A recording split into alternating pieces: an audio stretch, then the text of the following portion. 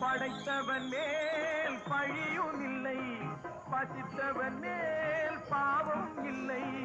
கிடைத்தவர்கள் பிரித்து கொண்டார், உழைத்தவர்கள் தெருவில் நின்றார்.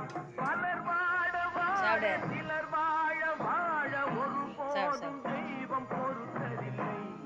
கொடுத்ததெல்லாம் கொடுத்தார், அவர் யாருக்காக கொடுத்தார்?